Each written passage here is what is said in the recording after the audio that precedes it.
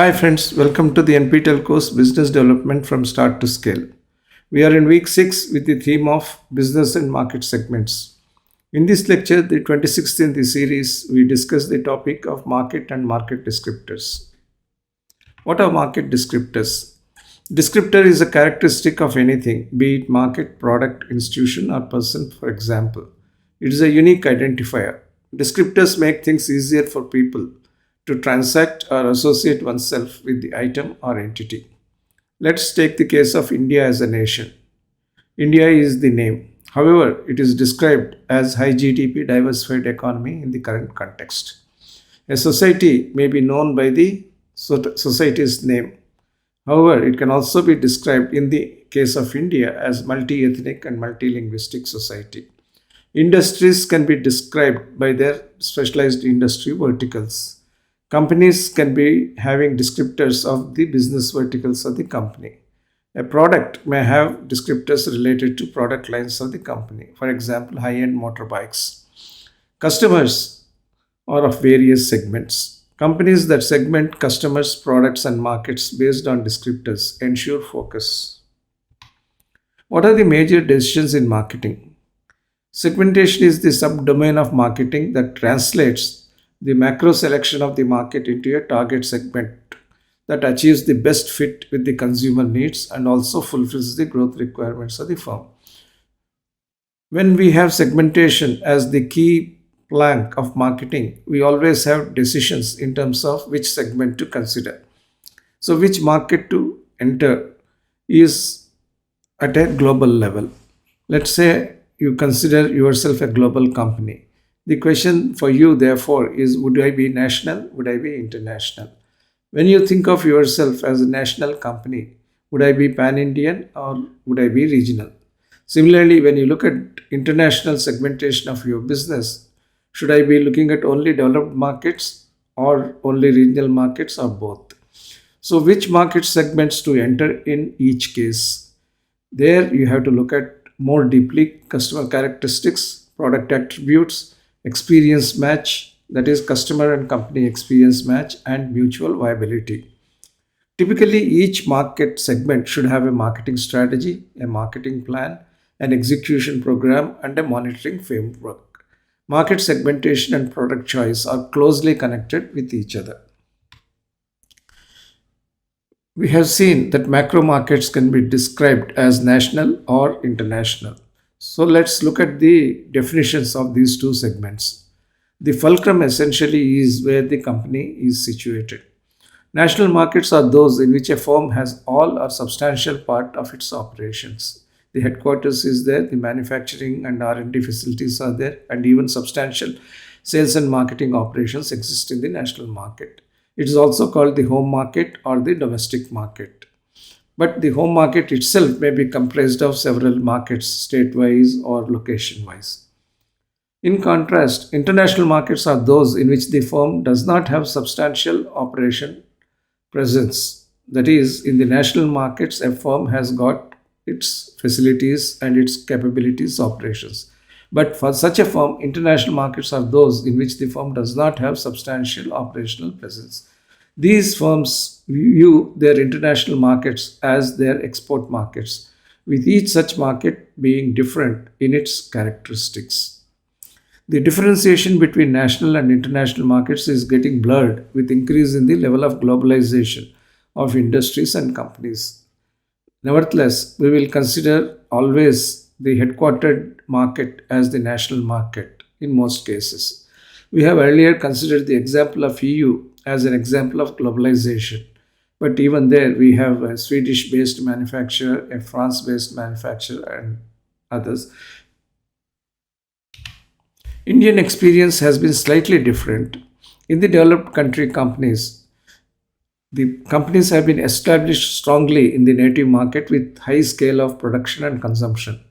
Later on, they moved aggressively into external markets. If you see the Japanese automobile industry, all the Japanese automobile plants came up strongly based on the Japanese market. Until the 1970s and 80s, Japanese have been predominantly Japanese market oriented. However, After the fuel economy norms set in, they had aggressively diversified into the developed markets, particularly US and Europe. Companies such as GE established themselves in the giant US markets and then moved to other developing countries. Whereas Indian companies have differences on two fronts. One, they are, of course, in the native market, that is the Indian market, but their progress has been on a low scale because of the prevailing license Raj prior to the 1990s. They moved later into export markets, but that movement has been only tentative. As opposed to global companies which have at least 50 to 60% of turnover coming from markets other than the home markets. Indian companies have rarely touched beyond 10% in their overall export drive. Also, if one were to go back into the history, most Indian companies have been a result of foreign collaborations, that is, collaborations which brought technology and know how into India, and also came with such a move restrictions on internationalization of Indian companies. However, over the last few years, Indian companies have become truly indigenous as well as truly globalized. There have been, at the same time, more exceptions in the Indian case. Some Indian firms have, from inception, looked externally based on indigenous talent and created industries around them. They have been out and out export focused from the inception, which is a rare case, but it has also been proven in India that India could do it, even in the era of controls and licenses. Information technology is a glowing example. Indian companies began serving global clients from the beginning, say from the 1980s itself. Even today, the participation of big IT firms in the Indian market is just a small part of their turnover. Pharmaceuticals is another area where Indian firms have excelled. Some Indian pharmaceutical companies started as 100% export oriented units from the beginning. Despite the possibility of local marketing, they remained export oriented units. Apparel is another industry segment where many companies tapped export markets intensively. They built their businesses on contract manufacture for global supply chains. Jewelry is another sector where the Indian craftsmanship and the taste for jewelry has propelled it as an externally oriented sector. Companies such as Rajesh Exports build their businesses wholly on jewelry exports. India's competitive advantage in gem and jewelry manufacture drives such competencies. Spices is a natural lookout market. India is known as the home of spices. Not surprising, therefore, is that some companies have always looked at international rather than local markets. CDMO, that is Contract Development and Manufacturing Organizations. Companies such as Suven focused only on contract development and manufacture for global clients. They are 100% export oriented. The emergence of such companies and industries with a thoroughbred export orientation from the beginning is a combination of the competitive advantage of such firms on one hand and their perspicacity in segmenting the global markets on appropriate factors. Let's take the example of the gem and jewelry sector in a little more detail. The gem and jewelry sector is so large that it has contributed to nearly 10% of the Government of India's export target in 2021-22. And the Government of India has recognized the importance of having trade agreements and common markets of mini scale.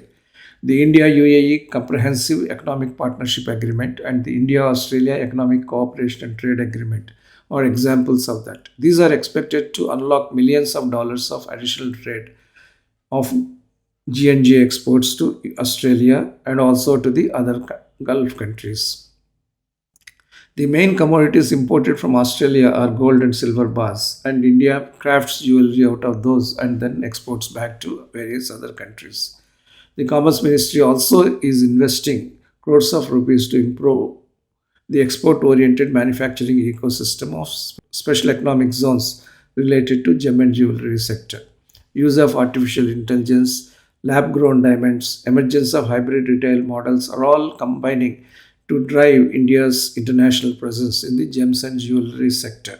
The new economic and new e-commerce policy for this sector also would help Indian jewelry manufacturers consolidate their international orientation. It is therefore possible for Indian companies to look globally from inception and make a strong mark in the international markets.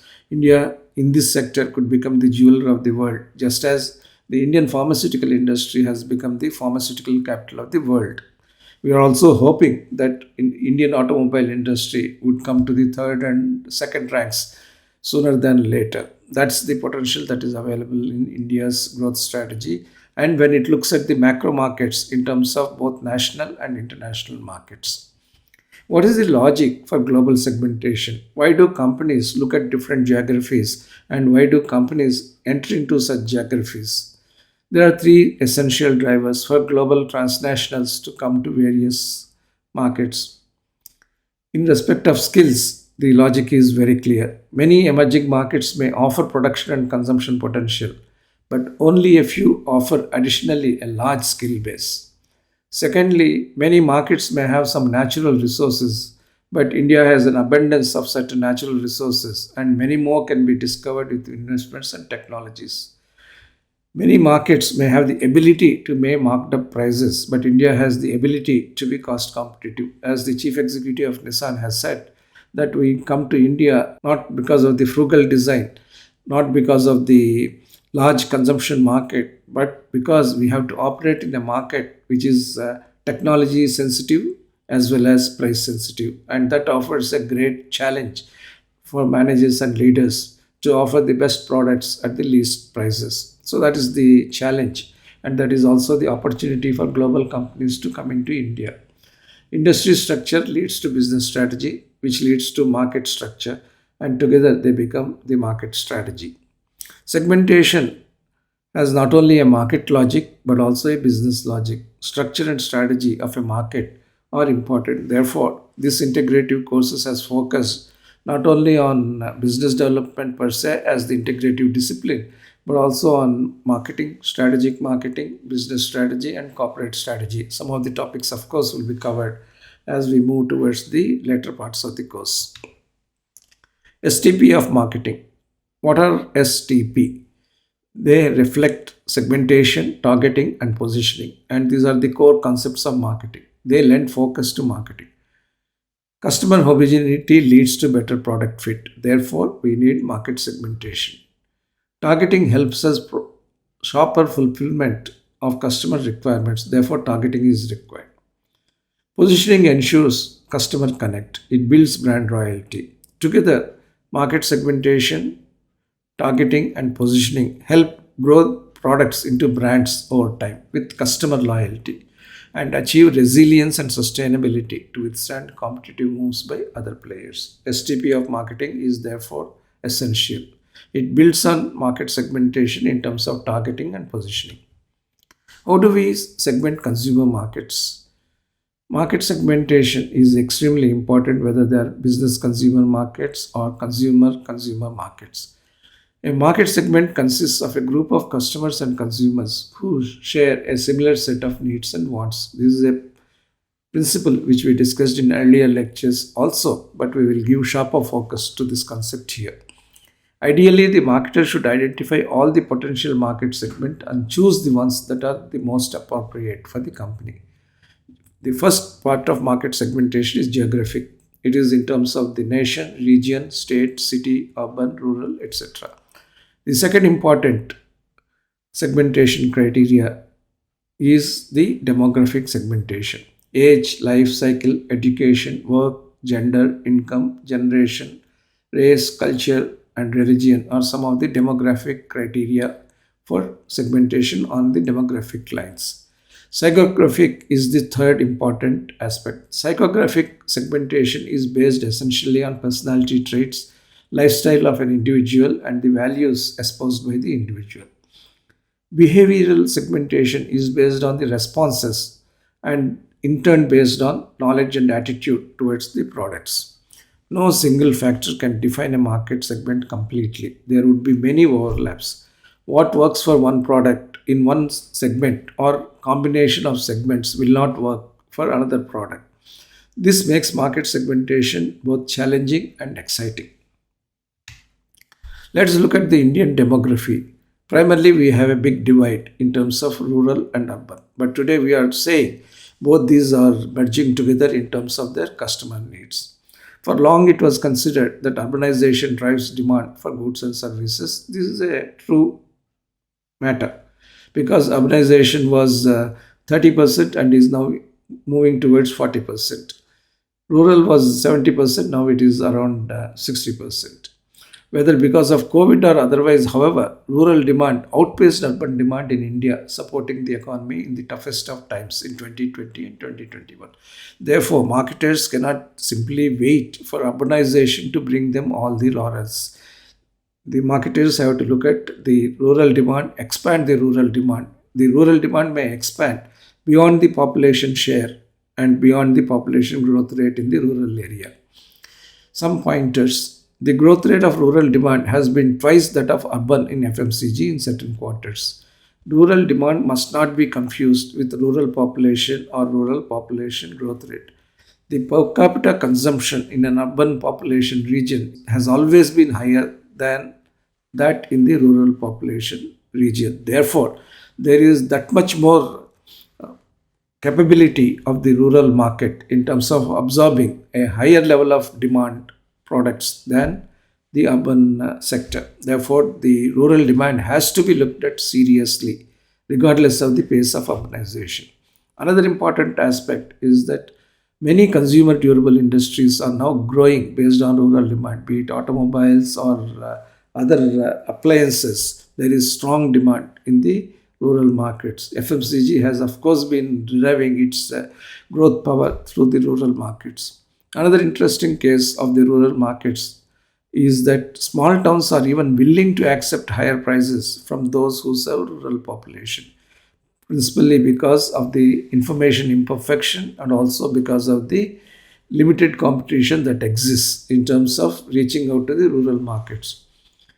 Interestingly, electronic products are witnessing higher growth and better pricing in rural. It is also interestingly linked to the work from anywhere kind of syndrome that has come about after the COVID pandemic.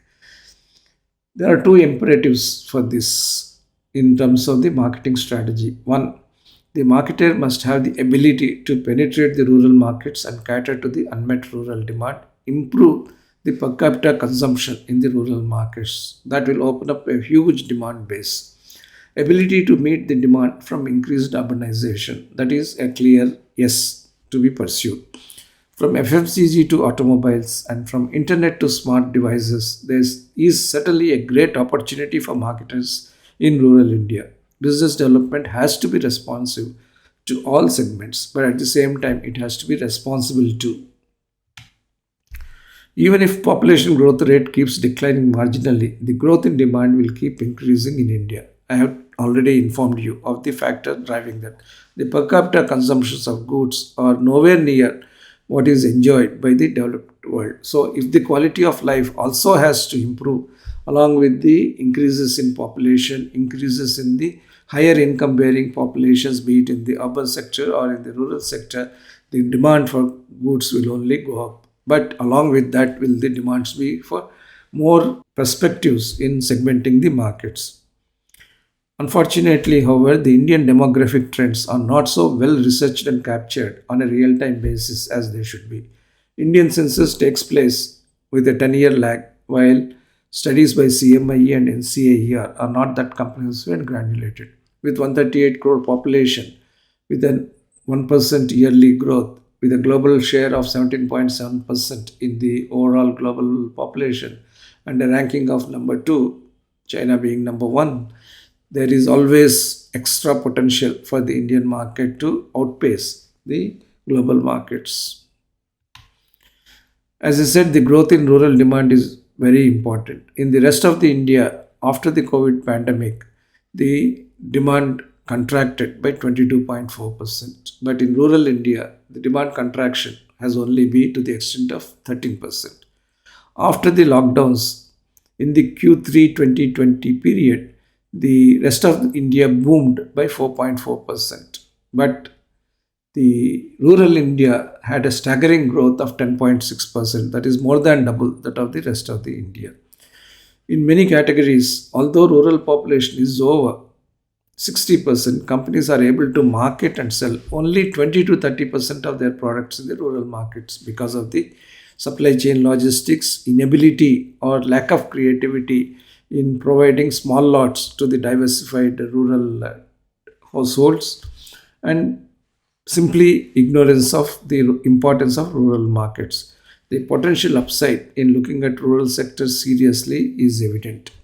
The growth in rural sector demands supported the Indian economy in tough times, and I have every belief that in future, when the times are going to be good, the overall consumption also will be improved with urban demand as well as the increased rural demand. Another important aspect is that within urbanization, there is a growing affluent middle class that is turning the Indian cities into growth engines. The 63 biggest cities in India contribute to more than quarter of the middle class. They generate 29% of India's disposable income, fueling an economic boom as it drives the demand for goods and services. This is a survey by the think tank People Research on India's consumer economy called Price. It suggests that the changes taking place in the cities serve as the engines of growth for India as Asia's third largest economy. In 63 cities with more than 10 lakh population in 2021, the million plus cities accounted for a large share of the country's middle class, 27%, while the rich accounted for 43%. Within these cities, there are 38 niche cities with a population of 1 to 2.5 million that showed a very high spending per household. In the metros, nearly 55% of the households were middle class and 13% were rich, 32% were aspirers. As per a government ministry position, the economic transformation in India has reached a turning point. Half of the country would be urban over the next few decades. The urban growth is expected to contribute to 73% of the total population increase by 2036. That said, as I said in the previous discussion, we cannot ignore the rural market because the ripple effect of urbanization will spread to the rural markets. And compared to the urban level of absorption of goods, the rural level of absorption of goods is far below.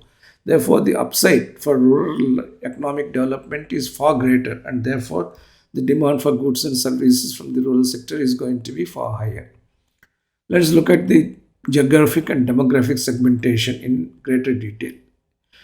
Share of households in different income groups in metros, boom towns, and niche cities has been as follows. Similarly, when you look at the top 10 cities for the number of super rich households in thousands, there are different cities at different scales of super richness. However, the growth rates have been very good. So, the rate of urbanization and per capita household consumption is leading us to classify 63 cities as metros, that is 9 in number, boom towns 16 in number, and niche cities 38. So, this is quite a large number for driving urban led growth. There are these fast changing cities. Top 10 cities in growth rate of middle class households. It ranges from 4.6% in the steel city of Jamshedpur to the highly literate city of Malappuram in Kerala at 8.4%. And income distribution in selected cities has also been very strong.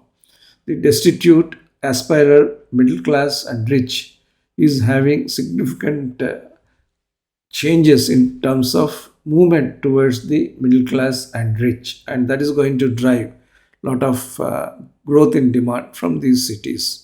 With 27.6 lakh households, Delhi has the largest middle class strength, followed by Mumbai at 24.4 lakhs, Kolkata and Chennai at about 16 lakhs each. So, in a concentrated manner, the cities are representing the highest weightage in terms of demand pull. Next, we will come to the other topic, which is very important in terms of understanding the psychography of markets. The VALS segmentation system is a very interesting system. It is the abbreviation for Values and Lifestyle Survey. This was developed in 1978 by consumer futurist Arnold Mitchell and his colleagues at SRI International. It was rapidly embraced by advertising agencies, and it became a product of SRI's consulting services division. The main dimensions of the VALS segmentation framework are two. One, primary motivation, which is the horizontal dimension, and two, The consumer resources, the vertical dimension. Although I have not presented the exact VALS network here, I have tried to present the essential concepts. Personality traits coupled with demographic trends determine a consumer's disposition towards a product or service. VALS framework suggests that customers take decisions motivated by their ideals, achievement, and self-expression. Then individuals have high level of resources such as energy, self-confidence, intellectualism, novelty seeking, innovativeness, impulsiveness, leadership, and vanity. These determine how they prime their purchasing intentions. So at a broad level, we can classify as per the VALS psychography the customers or consumers into three operating buckets. One, thinkers and believers. They are driven by knowledge and principles and are motivated by ideals. Achievers and strivers, they are driven by the need to demonstrate success and are motivated by achievement. Then we have experiences and makers. These people are driven by the desire for social and physical activity and motivated by self expression. Apart from these six, we have innovators at the top. They are always at the leading edge of change. They have high resources and they are in the forefront of driving industrial change, business change.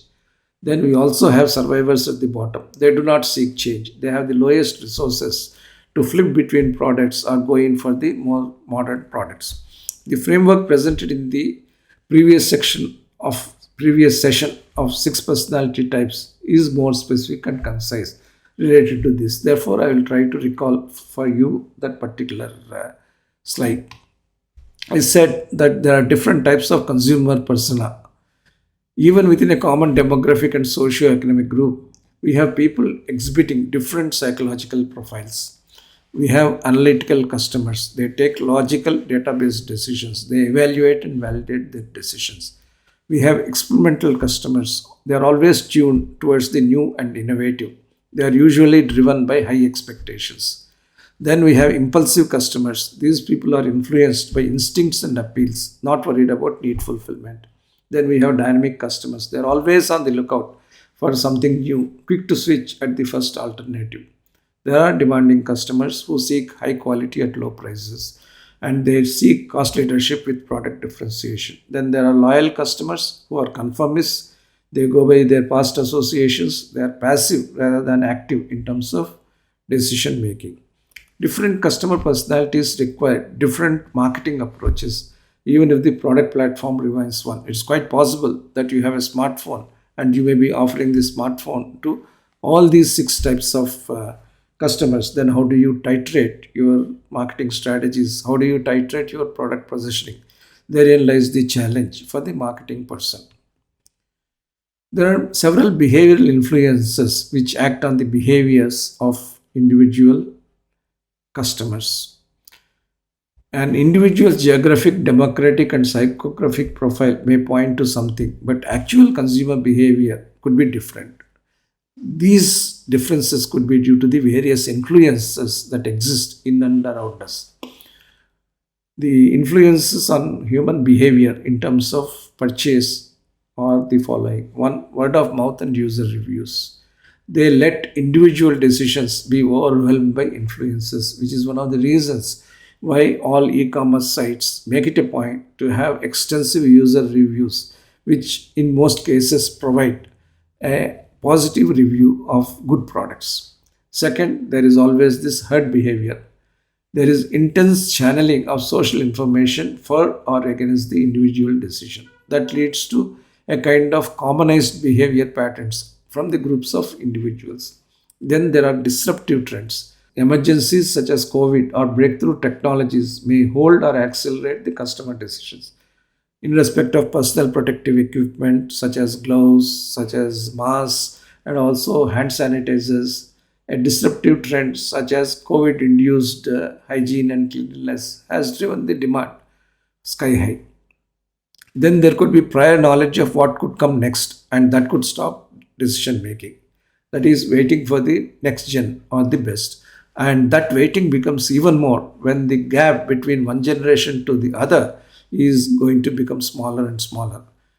Earlier, a smartphone was getting released every 1.5 years. Later on, it became 1 year. Now it is almost 6 monthly affair with some updates in the mid-year. So the customer may skip one and wait for the other, or the customer may keep on buying every 6 months. Therefore, there is a mind shift change in how customers view the product changes. Then there are situational factors, critical social developments. For example, communities under stress, either because of the natural calamities or because of certain crop losses. There could be situational factors which impact behavior. Then governmental directions on what society and individuals should do under certain circumstances. These are the regulatory directions. Consume more of sugar, consume less of sugar, conserve something, expend more. All of these things are regulatory directions. Behavior of consumers, therefore, is susceptible to different factors in a differential manner depending on the product nature. We also have to consider the fact of digital segmentation. In today's world, everyone has gone digital savvy one way or the other, and therefore digital segmentation is very much possible. We have radio, television, mobile, movies, virtual events, live events, social media, podcasts, and apps, providing us a wealth of information. And it is not uncommon for people to have as many as 40 apps in their mobile phones, and this leads to tremendous amount of digitally induced advertising, which is at times very blatant and at times is very stealth. At times it can be escaped from, and at times there is no way you can escape from the digital onslaught of advertising. All the market segments may find their descriptors in varying degrees through the above several digital means. There are also some special benefits segmentation. What are the special benefit segmentation? Because every product may have a special benefit for a special segment. There could be products that benefit SME sector consistent with entrepreneurial development. That is a kind of metrology equipment which is suited for this SME sector, or a mini ECG product which can be useful for clinics, or a mobile lab which can be moved to the rural areas. These are also consistent with entrepreneurial development. These are entrepreneurial thoughts that are required to be translated so that the Indian SME sector or a developing country's SME sector can be particularly benefited compared to the large mass market products that are served regularly. Then there are socially relevant products. This encourages social entrepreneurship, that is, recyclable products could be one area where social relevance would be high. Similarly, low cost filtration of water or addition of lost minerals to water. These are all examples of social entrepreneurship. Then there could be products that are native and ethnic that helps rural and self-help groups. It could be traditional sweetmeats, could be carpets, could be various other products which are made from recyclable inputs. Then we have products that are imported or branded. These are products of pursuit for self-esteem. These also equate quality and function with price. In most of these cases, the price is far higher than the real quality that is embedded in those products. However, people have the surplus, consumer surplus, and they use the consumer surplus for buying those products which some call vanity products. Then we have low cost functional products. These are consistent with economic affordability, and these are the ones which are the most important for the bottom of pyramid category as well as for the lower middle class segment of the country. Then a new segment is emerging, net carbon neutrality products. We need to encourage, we need to support products from companies, from factories, from manufacturing infrastructure which contribute to climate change control, which contribute to the environment, social and governance goals. There could be other special benefits that can be targeted by companies through their products and services.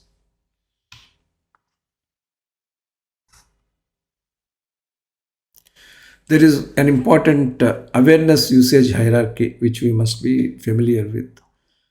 The- every product is launched in a target market, but target market doesn't mean that all the customers are going to be aware of the product. So target market is always divided into two aspects, one unaware and the second aware. It is not that all customers It's not that all customers who are aware of the product would have tried the product. Therefore, we have further classification. Not tried, tried. Under the not tried category, we have people who have already formed a negative opinion based on the trial. They are neutral, undecided about the product, or they have favorable opinion. In the tried category, there could be people who have tried the product and have rejected, those who have not yet repeated, and those who have repeated. Those who have repeated may still feel and convey that they are loyal to another brand. They could be open to switching and they could be loyal to the new brand. When you switch your loyalty to the new brand, you could be the light user, you could be the regular user, and you could be the heavy user. In this hierarchy, the objective of any company tends to be to move from the target market to the heavy user with a strong campaign to make the heavy user segment come as close as possible to the target market. And that is the goal of the marketer of substance in any company. But the concept of loyalty to brand and the willingness to switch between brands is an important aspect of the above. Therefore, every incumbent company tries to maximize these two factors. They are going to make the customer think twice, thrice before becoming disloyal to a brand. And even more hard is their willingness to switch between the brands once the loyalty is built. And building this brand loyalty is not an easy thing. It has to be done through product excellence, through the marketing excellence, and through the sales excellence. And that's where all of these factors which we are discussing must work in close combination and in synergy with customer as the heart of all the sales and marketing as well as business development effort. There will be singular descriptors of many market segments, and this singular description helps us focus on certain market segments more sharply. The first important segment is the segment of millennials. This comprises the working professionals. All there could be non-working dependents of such working professionals. That is the millennial segment. Then we have working segment, which is the public sector employees, government employees, or private sector employees. Then we have students who are school and college going, or university and higher education going. We have homemakers. They are working professionals or non-working persons. We have entrepreneurs who are startup founders or small and medium enterprise people. Then we have senior citizens who are dependent on their yearly and monthly pensions, or they are dependent on their families. Each singular descriptor could represent the umbrella market that could require certain common types of products.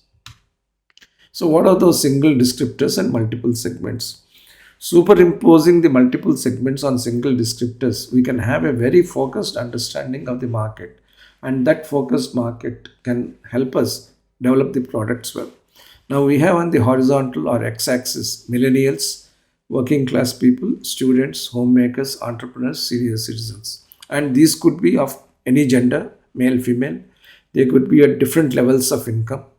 They could be situated in the urban landscape or in the rural landscape. They could be global, and they could be linguistically segmented. Now this matrix of singular multiple provides scope for focused product development and marketing for need fulfillment. Millennials of male gender and millennials of female gender have got different requirements. For example, for cosmetics. The cosmetics once used to be common long ago, but today the cosmetics that are required by different genders, not only that, different age groups significantly vary. Similarly, the working people and their income levels determine the kinds of different types of products they require. And the students in the urban areas and the students in rural areas have different requirements. For example, urban students may favor smartphones far higher than the rural students.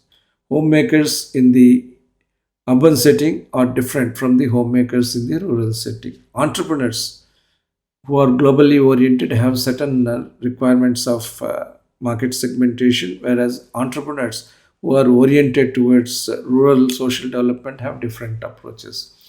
Senior citizens, again, depending upon where they are situated, where they have the facilities for home care or elder care have different requirements compared to those who are cocooned in individual houses, etc. So this matrix of singular multiple provides scope for focused product development and marketing for need fulfillment. Let's try to end this by talking about the marketing funnel and the sales and marketing task. From awareness to usage, a consumer goes through a journey which is a marketing funnel. Just being aware of something doesn't assure that the product is bought. Or simply because there's a huge number of users in the market, there is no guarantee that many of those users will actually gravitate to your product. Sales and marketing departments cannot be smug with just high initial user awareness. Continuous courting of the users and developing of their mindsets is important. There are 6 stages in any movement through the marketing filter or marketing funnel cascade. The first one is creating awareness amongst potential users. Users have to be aware of the product or service that you are offering, and that becomes even more important when new brands or brand extensions are launched. Then the second is the user trial. Awareness by itself doesn't translate to user trial. The users have to be prompted to try out the product. Then that also may not lead to a result. As we have seen earlier, after the user trial, people could be negative, could be neutral or positive. And being positive also may not assure that the actual initial purchase would take place. Therefore, the second challenge is the initial sale, achieving the first sale to the satisfied trial user. So these 3 segments of A, B, C, as I have shown, are the initial breakthrough stages. You have moved from awareness to the first initial sale. But then you need to have sustainable strength. And sustainable strength happens when you make the initial buyer an occasional user at least. I'm sorry that it may not be very clear. I'll read it out for you. Making the initial user to keep buying the product even if sporadic buying. Therefore, an occasional user is the first step for you to become a sustainable user community catering company, which means that there are now people who can spread the word by use of the product occasionally at least. But then your job doesn't end there as a marketing person. You got to convert those occasional users into regular users. Therefore, you have to make the sporadic user take to regular purchase. And finally, you have to achieve the ultimate of bringing the user into the most frequent buyer group, that is most often purchased of his must or hers must be yours, and that means that you have achieved your dominance with that particular user, and that is the sustainable strength. So the first 3 steps are the initial breakthrough steps, and the next 3 steps are the sustainable strength steps. But how you convert at each stage has got impact on who is the final winner. At times you may think that it is like a hare and tortoise race in the marketing parlance as well. We have total potential users in my example of 100. Let's say brand 1 has 90% awareness success percentage. Therefore, 90 out of 100 appreciate the product. But then brand 2 is poorer on that score. It is able to convert into aware users only 80% of the total. That is, out of 100, only 80 are aware of the brand 2. Let's go to the user trial. The first has lagged behind a bit, and it is able to convert only 70% of the aware users into users who are willing to make a trial. And B, that is the brand 2, makes 80% of the aware users into trial users. Therefore, although its initial awareness basket is smaller, it has been able to catch up with the brand 1. 9063 have been the brand counts, and brand 2 has 8064 now. Then from user trial, you want to convert to initial sale. Then let us assume both are equal. Again, there is a tie between both these things. But then let's envisage a scenario where brand 2 is taking specific strides, and it has been able to convert 85% of the C level, that is initial sale level consumers, into occasional users. Therefore, it spurts over the brand 1, which has only 80% conversion rate. Then brand 2, let's assume, continues to maintain the lead. 90% of the occasional users are converted by brand 2 into regular users. Therefore, its user base increases to 39. And the first brand is able to convert only 80% of occasional users into regular users. Therefore, it lags by 8 people. Its score is 32. And let's say in the final lap, brand 2 is able to convert 95% of regular users into the most often purchasers. Then it has 37 as its loyal customers. Whereas at 80% of such conversion, brand 1 becomes only 26. So starting with higher awareness, the brand 1 has lagged into lower actual sales. That means that it is important for companies to have tailored marketing strategies, tailored marketing efforts from the total market universe to awareness universe to user trial universe to initial sales universe, then occasional user, regular user, and most often universes. And this is the most important task of sales marketing. The marketing funnel has to be tapped in a more creative way as the going becomes tougher and tougher for conversion into actual users and loyal users. The variation of percentages across the stages and between brands is a key indicator of sales and marketing strength in shaping consumer interest towards regular purchase, making the brand the preferred one for the buyer. And this is the crux of sales and marketing. If you are able to segment your markets, if you are able to offer segmented products in a finer manner, there is greater upfront possibility of such favorable conversion. But that is not going to be the only thing. You got to exert your appropriate marketing influences to be able to achieve the highest levels of percentages at each of these 6 conversion stages. And the awareness could be by television, radio, mass media, etc. Thereafter, you got to go into certain micro marketing activities to be able to achieve higher level of user trial, higher initial sale, continuous prompting to become occasional user, and then more on-ground schemes, promotions to make somebody hooked on to the product on a continuing basis.